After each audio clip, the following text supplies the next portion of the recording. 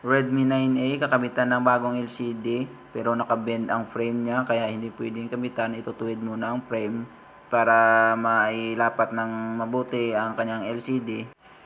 Kaya full disassembly ito. Tanggalin muna ang lahat ng board, battery, at lahat ng nakakabit sa frame para hindi madamay, hindi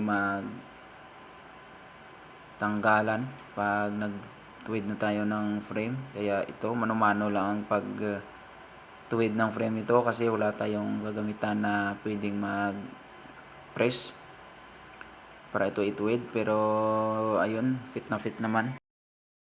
At ito na, balik na natin ang mga accessories nito, mga board at saka pindutan. Pwede nating ikabit yung LCD.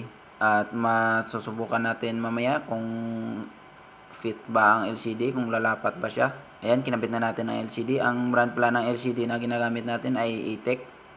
So, tested na ito na magandang klase na LCD. Ito ay nabibili lang sa city. Pero kahit gano'n na nakabend na ito, ay pwede pa rin kabitan basta may diskarte lang sa kung paano ito ituwid para lumapat naman siya ang LCD para hindi naman mabasag kapag kinabit na. Kaya okay na to. Maraming salamat sa nagpaayos nito.